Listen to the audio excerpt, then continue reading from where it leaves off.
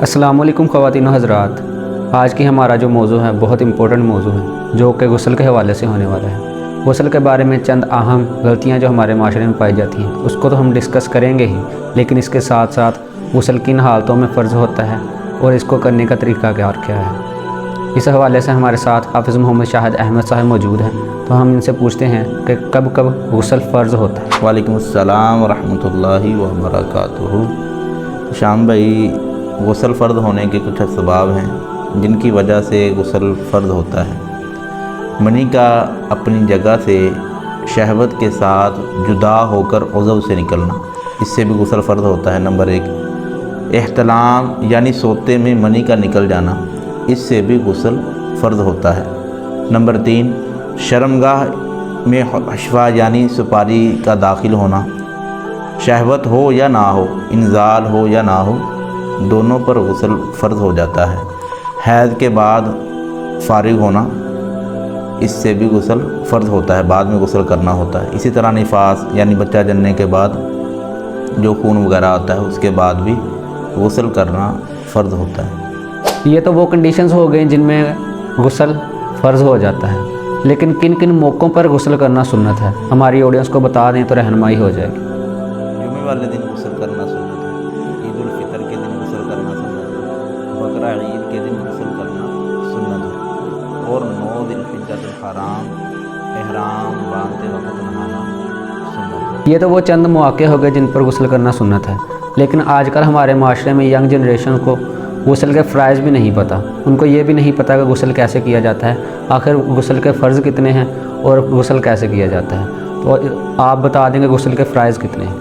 गुस्ल के 3 फ़राइज़ हैं: कुल्ली करना, नाक में पानी चढ़ाना और तमाम ज़हरी बदन पर पानी बहाना। पहला जो फ़र्ज़ है कुल्ली करना। कुल्ली में मुंह में थोड़ा सा पानी लेकर पीच कर देने का नाम कुल्ली नहीं है, बल्कि मुंह के हर पुर्ज़े, गोशे, होंठ से हलक की जड़ तक हर जगह पानी बह जाए, इसको कुल्ली कहते हैं। दूसरा जो फ़र्ज़ है वो है नाक में पानी चढ़ाना।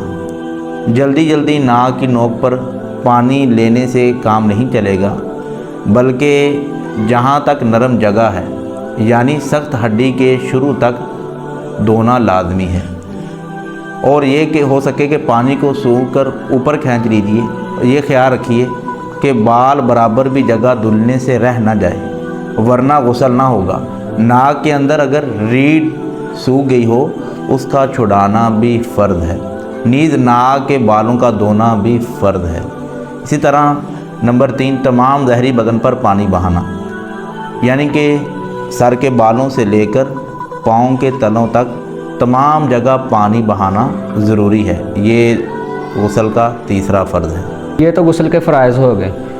इसके अलावा गुस्ल का मुकम्मल तरीका भी अगर आप हमारी ऑडियंस को बता दें तो काफ़ी लोगों की रहनुमाई हो जाएगी। बग़ैर ज़ुबान हिलाए दिल में इस तरह नीयत कीजिए कि मैं पाकी हासिल करने के लिए गुस्ल कर रहा हूँ। मैं किसके लिए गुस्ल कर रहा हूँ? पाकी हासिल करने के लिए गुस्ल करता हूँ। फिर दोनों हाथ पहुँचों तक धोइए 3-3 बार।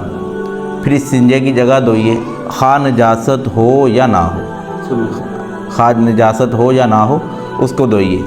फिर जिस्म पर अगर कहीं नजासत हो उसको दूर कीजिए। फिर अगर जिस्म पर अगर कहीं नजासत हो उसको दूर कीजिए। फिर नमाज कैसा वज़ू कीजिए, मगर उसमें पाँव ना धोएं। हाँ, अगर चौकी वगैरह पर आप खड़े हैं, वहाँ पर गुस्ल कर रहे हैं, तो पाँव भी धो लीजिए। फिर क्या कर लीजिए, पाँव वगैरह को भी धो लीजिए। फिर बदन पर तेल की तरह पानी चुपड़ लीजिए, खुसूसन सर्दियों में। जब आप ऐसा करेंगे गुस्ल करने के लिए, उम्मीद है कि आपको इसमें ठंड भी कमी महसूस होगी जब आप पानी को अच्छी तरह चुपड़ लेंगे। सर्दियों में इस तरह ख़ास तौर पर इस दौरान साबुन वगैरह भी लगा सकते हैं। फिर 3 बार सीधे कंधे पर पानी बहाइए, 3 मरतबा सीधे कंधे पर पानी बहाइए, और फिर 3 बार उल्टे कंधे पर, फिर सर पर और तमाम बदन पर 3 बार। फिर गुस्ल की जगह से अलग हो जाइए। अगर वज़ू करने में पाँव नहीं धोए थे, अब धो लीजिए। नहाने में किबला रू ना हो तमाम बदन पर हाथ फेर कर मल कर नहाइए।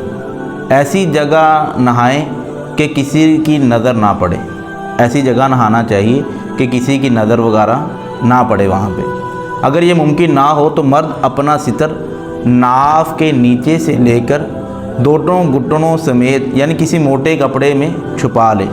मोटा कपड़ा ना हो तो हस्बे ज़रूरत 2-3 कपड़े लपेट कर यूँ लीजिए कि आपका बदन का कोई हिस्सा नाफ से लेकर घुटनों तक कोई नज़र ना आए। बाद का हस्बे ज़रूरत 2-3 बार कपड़े लपेट कर, क्योंकि बारीक कपड़ा होगा तो पानी से बदन पर चिपक जाएगा और माज़ अल्लाह अज़्ज़ा वजल घुटनों और रानों वगैरह की रंगत ज़ाहिर होगी। औरत को तो और भी ज़्यादा एहतियात की हाजत है। दौरान गुस्ल किसी किस्म की गुफ्तगू मत कीजिए, कोई दुआ भी ना पढ़ें। नहाने के बाद तौलिया वगैरह से बदन पूंजने में हर्ज नहीं। नहाने के फ़ौरन बाद कपड़े पहन लीजिए। अगर मकरूह वक़्त ना हो तो 2 रकात नफल नमाज अदा करना मुस्तहब है। यानी कि उस वक़्त कोई मकरूह वक़्त नहीं है तो आप 2 रकात नमाज पढ़ेंगे उस वक़्त, ये अदा करना मुस्तहब है, सवाब का काम है। लोगों में आम तौर पर ये बात बड़ी मशहूर है कि अगर आप पर गुस्ल फ़र्ज़ हो गया है तो आप खाना नहीं खा सकते, या खाना खाया तो वो आप पर हराम होगा।